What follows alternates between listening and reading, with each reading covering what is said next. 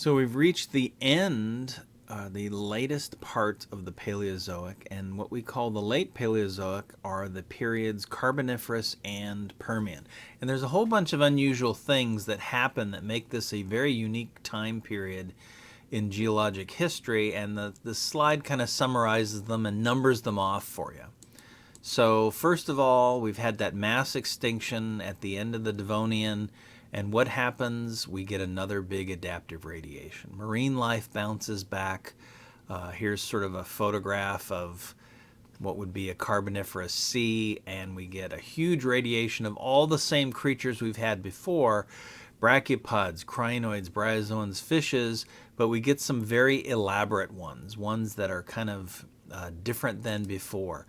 So brachiopods and bryozoans, they dominate the seafloor, but they get all frilly and spiny and rugged and all kinds of extra features on them. And so suspension feeding, immobile creatures, which these are, dominate the seafloor, and they're everywhere. What happens tectonically or climatically? In the late Paleozoic, we get glaciation, a huge ice age that covers large parts of the South Pole area. Until we knew about Snowball Earth, we used to think that this was the biggest ice age ever, this late Paleozoic ice age, but, again, Snowball Earth, of course, proved that wrong. Think about what happens here, though. This ice didn't just sort of grow, then melt away. It grew, melted many times, maybe up to 30 different times. And remember what ice does to sea level. When you grow a big ice mass, like it's showing here on the bottom of this picture, sea level drops. When you melt this, sea level rises. And so worldwide is going to feel the effects of this ice growing and melting away, including our part of the world here in the middle part of the continent, what we call the mid-continent. So these glaciers will grow and shrink in the southern hemisphere, and water will flood way up into to North America, reaching us, melt away, flood, melt away, flood, melt away, flood, melt away, over and over and over again. What it does is it creates these rock types called cyclothems on the mid-continent areas. So if you go to Kansas, Nebraska, Oklahoma, Illinois, Michigan, etc., you see stack after stack of rock that's like what's shown on the extreme right side of the picture here. And if we sort of analyze these rocks, we say that they are land rocks, shallow water, deep water, and then going the other way. And that's what this blue line is supposed to show, the transition from facies. It shows sea level going up, up, up, up, flooding of the land, and then draining away. And imagine 20 of these stacked on top of each other. It's evidence that this glacial mass, shown in this slide, grew, melted, and then caused flooding, receding, transgression, regression, whatever you want to call it. Sea level was bopping up and down huge amounts, flooding the continental areas here. What else is happening in the late Paleozoic? We have vast coal swamps. That's how the Carboniferous gets its name, carbon. These things cover thousands and thousands of square miles, and in fact, most of the world's coal was deposited in this Carboniferous time. What made these plants? What was in these swamps? Well, we had all kinds of ferns, but also things like these horsetails. You know these little horsetails, you see them in sort of wet foresty or wetland areas today. They were giant trees at this time, and they formed vast, wet, warm swamps in the Carboniferous. But the good times didn't last. The Carboniferous could be called warm and moist, but what happens is the Permian heats up and dries up. And so these big swamps, which covered everything all over the world, they start disappearing. And that forces a natural selection pressure on plants to develop a way to retain moisture and not need it all the time as in a wetland environment. And so we get the very first gymnosperms, which include things like your Christmas trees, pine trees, spruce trees, fir trees, all of that, as well as ginkgos. And so plants reflect this change of climate as the swamps dry up. If we look at this sort of branching pattern of different plant types throughout time, on the extreme left side, we've got the time from the Silurian, Middle Paleozoic, all the way to today. We live at the top up here. And notice we have lots and lots of flowering plants. We have some conifers. We have a few other things. But go back in time, all the way to the Carboniferous and Permian, we haven't invented flowers yet. They haven't existed yet. But look at the huge range of plants that exist, especially in this Carboniferous period. If you think about swamps as very wet, planty places, lots of vegetation there, now picture a world full of that. These would have been great places for the development of these land plants. If you have lots and lots of plants, then you're going to have lots and lots of insects. So we have huge insect adaptive radiations in the Carboniferous, including a 4-star macroevolutionary event, the first flight on Earth. Not birds, not bats, but insects. If you think about it, insects fly. And the first flying creatures that we think of, or that we've got evidence of, are dragonfly and mayfly type creatures. And some of these were huge. Picture dragonflies the size of eagles. Huge creatures with what we call fixed wings. Their wings are always sticking straight out.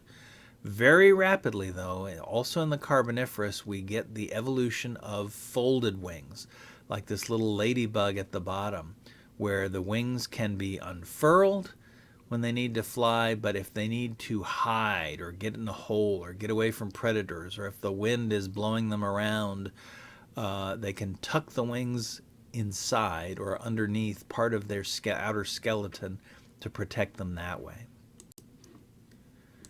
What's happening tectonically? Well, we have the formation of Pangaea. So these next 3 slides go from the early Carboniferous to the late Carboniferous to the Permian.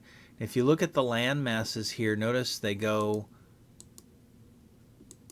one to another to another. Basically, we create Pangaea. I'll show it again. Carboniferous, the land masses are still largely separated, although Gondwanaland is together. Carboniferous, they're together. There's that ice mass that grows at that time. And then in the Permian, we have the actual advent of Pangaea. And then finally, in this Pangaean world, or this growth of Pangaean world, we get a succession of unique vertebrate faunas on land. So the Carboniferous has been called the Age of Amphibians. Think about it. The Carboniferous is the time of great swamps. Amphibians like frogs and salamanders and newts do quite well in swamps and wetlands and things like that. So it's their time. The Permian gets hot and dry, and we get the first, or the evolution of reptiles, including these interesting sailback creatures that I'm sort of showing at the top here. And then they get replaced by what we call the mammal-like reptiles, which perhaps even had hair. So Carboniferous, when you see artist representations of Carboniferous environments, you see things like this. You see lots of vegetation and large amphibious creatures. Think, salamanders and things, a meter long, a couple meters long, huge, giant things like this. Here's another picture, these giant insects, and then there's large amphibians sort of right near the water, so they have a life that's both in and out of the water.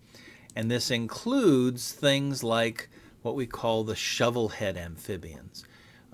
The upper picture is the skull, and you can see why it's called the shovelhead. If you look down at it from the top, it looks like the blade of a shovel. There's the eye holes and nose holes. Here's an artist representation of this thing. Picture big barrel-shaped creatures, not going to be running down their prey, their food for the day. They had sort of sit-and-wait style of life. They had simple jaws. We can tell by the motion of the jaws that they would just snap open and shut. They couldn't do any actual grinding or mastication. Lots and lots of peg-like teeth, but all of them pretty much the same. We say this is no differentiation. A tooth way back here would look very much like one on the side, like one on the front, all the same. Compare that to the teeth in your mouth. And these things probably had a lifestyle very much like a large frog. Picture a large frog in a pond. It sits there and waits, and when a bug or something comes nearby, it opens its mouth and shoots out its tongue and grabs it and pulls it in. This thing probably had a very, very similar lifestyle. Now, think about it. The Carboniferous is the time of giant insects, so we have giant amphibians that eat them. And these things can potentially grow, if you count the sort of full length, tip of the nose to the tip of the tail, to many meters in length. They got huge. But what happens after is that we have organisms that need to depart or leave this proximity to the water. We call this moving inland or upland. Plants are doing it. You see them in this diagram. They're moving away from the water. They're moving up in elevation away from it. For the Carboniferous, most of the organisms, the vertebrate organisms, are amphibians and fishes, and they're tied to the water. But at some point we get this Permian world gets hotter and drier. Water such as this dries up, and so there's an evolutionary need for maintaining moisture, and we get the origin of the first reptiles. And reptiles are defined as having the amniotic egg. It's an egg enclosed in an amniotic tissue and a shell. And so we get our first fossil shells in the latest Carboniferous, earliest Permian. And what happens is, what this does, it allows the organism to lay an egg, and the egg shell and amniotic tissue encloses and keeps a high moisture level here. This means that these organisms no longer are tied to a pond. They don't have to live always within easy reach of a moisture source. They can go away from it and lay an egg, and the pond is inside the egg. This allows for this inland and upland movement. And one of the earliest creatures is this cute little guy here, Seymoria. It's named that because it's from Seymour, Texas. And one of the things we see here is that when we look at the skeletons of this, and we have almost full skeletons, a lot of them, we can tell that this thing had a jaw articulation that allowed for chewing, little motion back and forth, not just simple snap open, snap shut, but chewing, processing of food. And also teeth differentiation. If you look in the skull of this thing, see that some teeth are shaped differently. You start getting teeth shaped differently for different functions. Now, if we look at the evolution of reptiles throughout this time period, we have this thing that, like, Seymoria was part of a group called the Protorothyrids, and they give rise to two different lineages. On the right, we have these things ultimately becoming so-called thecodonts. Look at this. This is a reptile running on two hind limbs. This side, the right side, is going to lead to dinosaurs. We're not there yet. The left side, though, has a nice evolutionary transition with lots and lots of fossils from these simple earliest reptiles to the pelycosaurs, which are things like this with this sail on the back, ultimately to therapsids, and then not shown up here, ultimately to mammals. Okay. These are sometimes called the finback or the sailback reptiles, the pelycosaurs. And there's two big types, at least here in North America. We have this Dimetrodon, and we have the Edaphosaurus. They are not dinosaurs. I know they might have been in your little toy sets with other dinosaurs as kids and called dinosaurs, but these things are more closely related to you and I They are on the way to mammals. They're ancestors to mammals and much more closely related to us than they are to any dinosaur. We have Dimetrodon. If you look in this one, look at the face of this guy. Clearly a ferocious, voracious carnivore. And Edaphosaurus, also big and impressive, but its teeth suggest that it was a vegetarian. So we start building ecosystems very much like what we would see, say, on the plains of Africa today. Large predators and large herbivores. The pelycosaurs themselves have a suite of evolutionary adaptations that make them true top-level carnivores for the day. They have jaws that can open wide and can do a lot of chewing, including side-to-side chewing, so they can really process their food. They have teeth that give our first indication of steak knife serrations. So if you picture a steak knife, sorry vegetarians out there, picture a steak knife. It has those ridges on it that allows you to slice easily into that steak and cut it. We didn't invent that. Dimetrodon did, the first organism that developed these serrated steak knife teeth.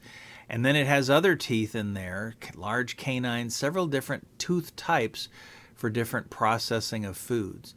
Look at this drawing here. Compare the legs and the orientation of the legs of the Dimetrodon as it's running down these fat Eriops creatures here, these amphibians.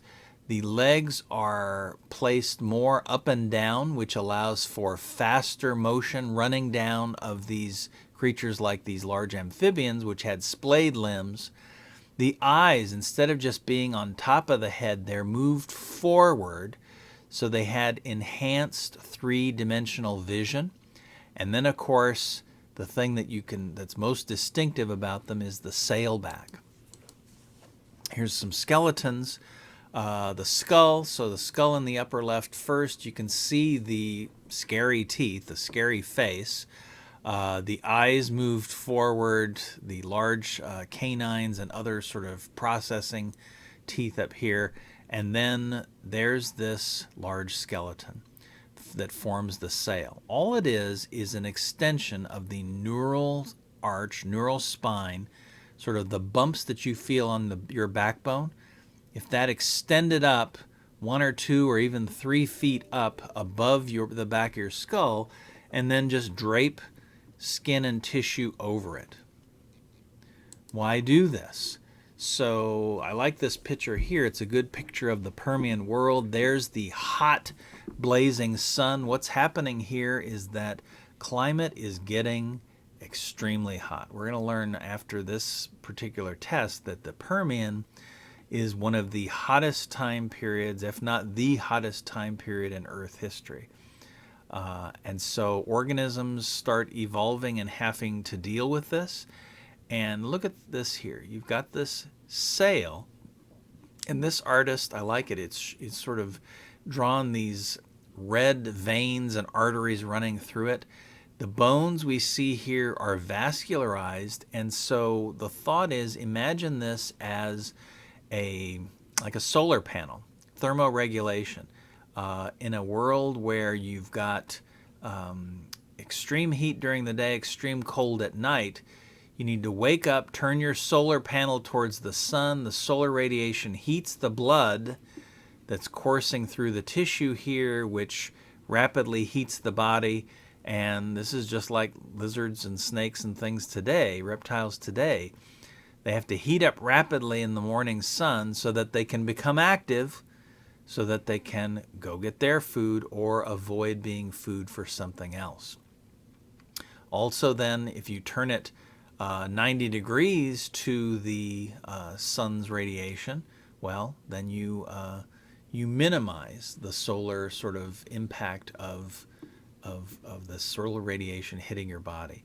There's also an element of sexual display here, because we find that there's sort of 50% of the population has very, very large sails, and then the other half of the population still has sails, but they're smaller. And so we can sort of see that the large males First you've got this adaptation to deal with the climate of the time, but then it secondarily gets co-opted as a sexual display feature, just like the large peacock feathers of that bird, the peacock. The peahens don't have the big plumage the peacocks, the males, do. Same sort of thing with these sailbacks. This then shows what's going on here. Again, remember on the right side, this lineage ultimately is going to lead to dinosaurs once we enter the Mesozoic. This lineage on this side, look what's happening. We have this early reptile here. We have these pelycosaurs, which have developed a first early way to regulate body temperatures. They've evolved and grown this sail. They only have a short time where they are the dominant creatures on planet Earth, and they get replaced by their descendants, the therapsids. The sail is gone, but they still live in this Permian world, which is extremely hot. They still have a natural selection for regulating body temperature, and the thought is these might be fully regulating their body temperatures just like you and I. They might be what we call warm-blooded or really endothermic therapsids. And the therapsids, they've also been even more closely linked to you and I. We even call them the mammal-like reptiles because they have a bunch of reptile traits but a bunch of mammal traits as well. And you get artists that represent them as showing like this with coverings of hair. We think that some of them did have hair because there's hair impression fossils, where they've fallen into mud, their bodies are laying there, and their hairy bodies leave impressions of hair. And these things dominate the latest Permian world. Look at here, you've got these large, ferocious predators, these gorgonopsid therapsids, and then smaller ones, herbivorous ones, smaller omnivorous ones, whatever. You get a world in the latest Permian, which is so extremely hot that these organisms that have developed an internal thermoregulatory mechanism come to dominate the planet. And it just shows the remarkable resilience of life on planet Earth to go from this warm and moist condition of the Carboniferous to this blast furnace, superheated, dry world of the end of the Permian, but all of it is going to end.